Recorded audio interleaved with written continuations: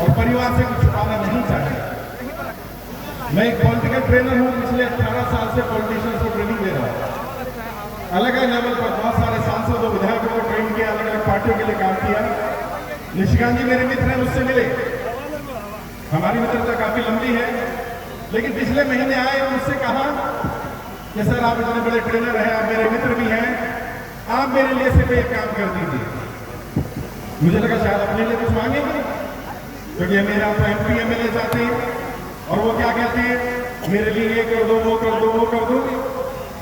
और आज उस महान व्यक्ति के सामने बात बोल रहा हूं। उन्होंने क्या कहा? उन्होंने कहा मेरा सिर्फ एक ही सपना है, मेरे समाज से ऐसे लोगों को तैयार कर दीजिए जो राजनेता बनकर सदन में चले जाए, विधायक बन जाए, मुझे और कुछ नहीं चाहिए। एक ऐसा व्यक्ति, और यकीन मानिए मैं भाग्य का ज्यादा मानता नहीं, लेकिन ये हम सबका भाग्य है, इस धरती का, यहाँ के लोगों का भाग्य है कि एक ऐसा महान सपूत पैदा हुआ। वो चाहता तो अपना व्यापार कर रहा था, अच्छा व्यापार था, बड़े स्तर पर पहुंच गया था, उससे बड़ा पहुंच सकता था। और आज की डेट में आप सब जानते हैं, अगर कोई व्यक्ति पैसा कमा लेता है तो उसकी भूख और बढ़ जाती है, उस पैसे से और पैसा कमाने में लग जाता है। लेकिन एक व्यक्ति ने तय किया, मैंने पूछा, मैंने भाई आपका तो व्यापार चल रहा है, आप गुजरात में इतना बड़ा काम कर रहे हो, फिर वापस बिहार आने का क्या सोचा? तो उन्होंने कहा कि मैं कहीं भी चला जाऊं, लेकिन ये बिहार मुझसे छूटता नहीं। और जब मैं अपने लोगों को देखता हूं, अपने लोगों की समस्याओं को देखता हूं, मैंने देखा कि उन्हें कैसे राजनीति का शिकार बनाया गया, तो मैंने तय कर लिया कुछ भी हो जाए, चाहे अंजाम कुछ भी हो, मैं अपने समाज को अब राजनीति का शिकार नहीं बनने दूंगा। मैं राजनीति में हिस्सेदारी के लिए काम करूंगा।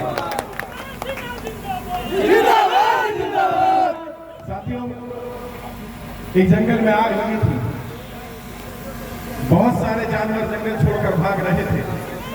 वहीं एक छोटी सी चिड़िया अपनी चोंच में पानी लेकर जंगल की आग को बुझाने का काम कर रही थी। मेरी बात समझना, मैं क्या कहना चाह रहा हूं, मैं क्या संदेश देने आया हूं। एक आम इंसान तय करता है कि मुझे कोई लड़ाई लड़नी है, उसका एग्जाम्पल दे रहा हूं। जंगल में आग लगी थी, सारे जानवर जंगल छोड़कर भाग रहे थे, एक छोटी सी नन्ही चिड़िया अपनी चोंच में पानी लेकर आग बुझाने का काम कर रही थी। वहीं एक कौवा बैठा था, उसने कहा ये चिड़िया तू तो इतनी सी है, तू तो मूर्ख है, तेरी चोंच में इतना सा पानी आता है, तेरी चोंच के पानी से जंगल की आग बुझने वाली नहीं है। उस चिड़िया ने क्या जवाब दिया? और उस चिड़िया का जो जवाब था वही निशिकांत सिन्हा का भी जवाब था। उस चिड़िया ने कहा मुझे मालूम है मेरी चोंच छोटी है, मुझे मालूम है इसमें ज्यादा पानी नहीं आता, मुझे मालूम है मेरी चोंच से आग बुझने वाली नहीं है, लेकिन जब इस जंगल की आग का इतिहास लिखा जाएगा, मेरा नाम आग बुझाने वालों में लिखा जाएगा, आग लगाने वालों में नहीं लिखा जाएगा।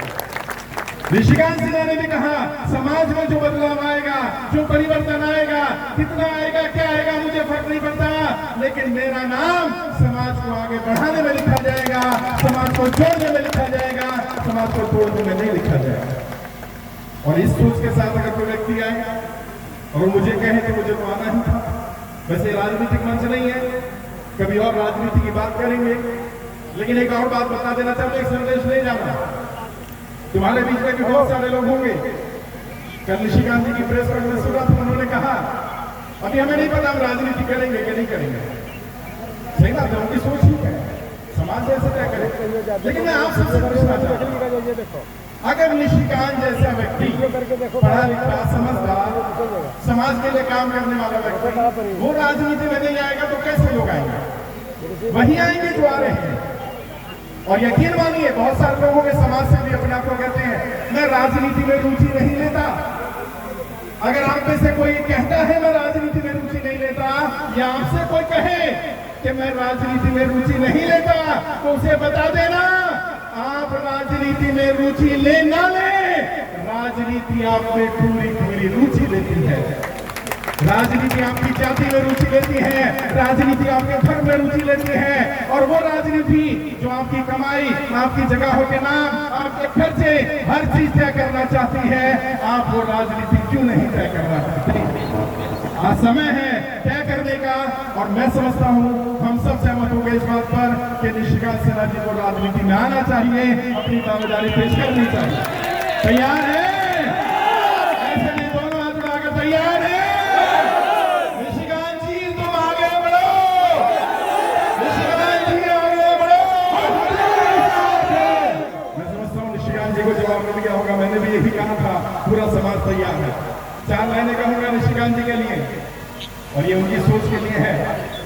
धुआं बनकर कभी पर्वतों से उड़ते हैं, धुआं बनकर कभी पर्वतों से उड़ते हैं, खुशबू बनकर कभी गुलों से उड़ते हैं, और ये कैंचियां हमें उड़ने से क्या खाक रोकेंगी?